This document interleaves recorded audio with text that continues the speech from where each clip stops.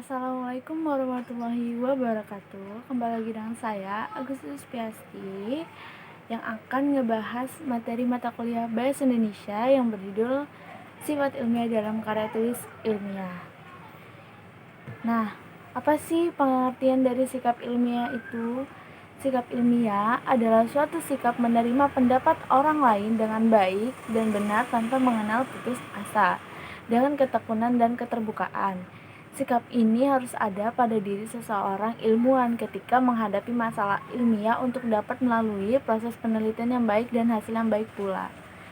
Lalu pengertian karya ilmiah ini apa sih? Nah, karya ilmiah yang ditulis dan diterbitkan laporan yang menyajikan hasil penelitian atau studi yang telah dilakukan oleh seorang individu atau tim untuk memenuhi aturan dan etika ilmu dikonfirmasi dan dipatuhi oleh komunitas ilmiah. Pengertian karya ilmiah menurut para ahli.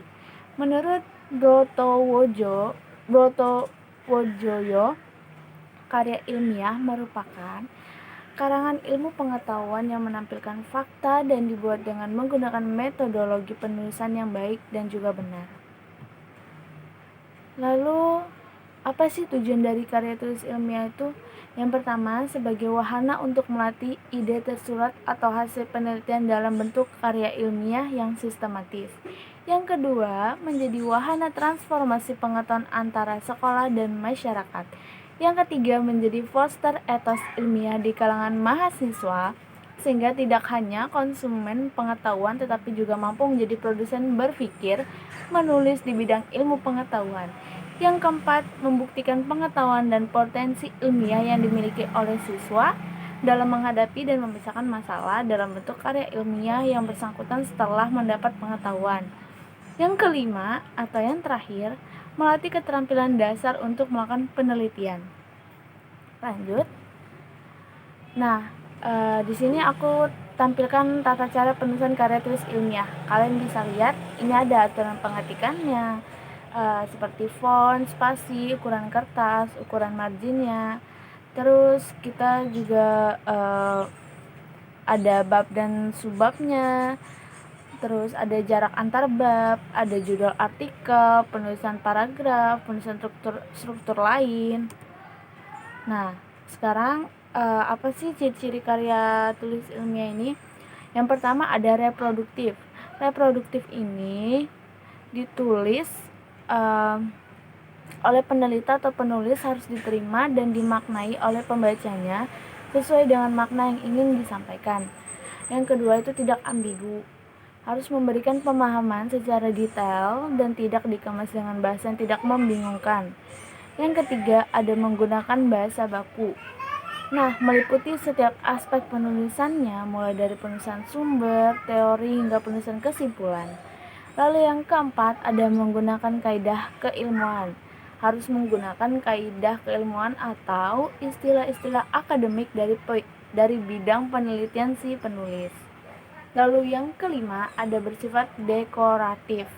Nah, artinya ini penulis karya ilmiah harus menggunakan istilah atau kata yang memiliki satu makna. Lalu yang keenam, ada terdapat kohesi. Harus memiliki kesinambungan antar bagian dan babnya dan bersifat straightforward, maksudnya itu tidak bertele-tele atau secara tepat sasaran. Lalu yang ketujuh, ada bersifat objektif. Nah, hal ini sangat penting. Kenapa? Karena karya ilmiah ini tidak dibuat berdasarkan perasaan penulisnya. Lalu yang terakhir, menggunakan kalimat efektif. Penulisan karya ilmiah ini harus menggunakan kalimat efektif. Lanjut. Di sini ada tahapan sistematika penulisan karya tulis ilmiah. Kalian bisa lihat nih. Yang pertama itu ada bagian awal yang berisi halaman judul atau disebut subbab. Nah, itu terdiri dari judul subbab, nama penulis, dan nomor induk mahasiswa atau NIM, perguruan tinggi tahun penulisan. Lalu ada lembar pengesahan. Lalu juga ada kata pengantar, daftar isi, dan ringkasan. Yang kedua itu ada bagian intinya. Intinya itu yang pertama ada pendahuluan, ada gagasan, dan yang ketiga atau terakhir itu kesimpulan. Nah, kesimpulannya ini ada gagasan yang diajukan, teknik implementasi atau penyampaian yang dilakukan, ada prediksi atau hipotesa yang akan diperoleh nantinya. Lalu yang terakhir adalah dalam penyampaian prediksi ini berisi manfaat dan dampak yang akan diperoleh dari gagasan yang telah diajukan. Nah, di sini ada struktur karya tulis ilmiah. Yang pertama itu ada halaman judul, ada abstrak, ada pendahuluan, ada kerangka teoritis, ada metode penelitian, ada pembahasan, kesimpulan, dan saran, lalu juga ada daftar pustaka.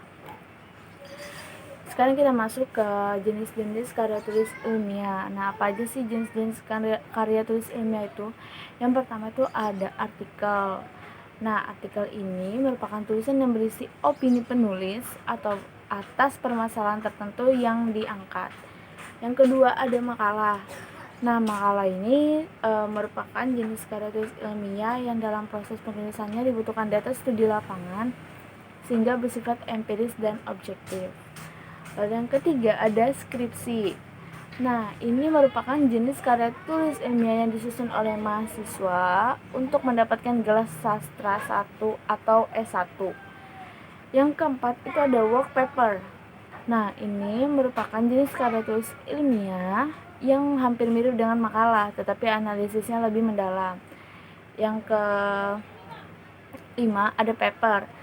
Nah, strukturnya ini mirip dengan makalah, tetapi lebih sederhana. Permasalahannya lebih dipersempit agar dapat terfokus pada satu ini. Yang terakhir itu ada tesis. Nah, tesis ini diuntukkan untuk strata 2 atau S2 atau master.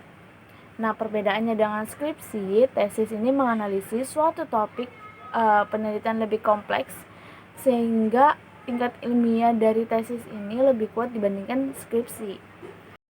Oke, jadi sekian dari materi yang aku bahas kali ini. Semoga kalian bisa paham dan suka dengan apa yang aku bahas hari ini tentang karya ilmiah.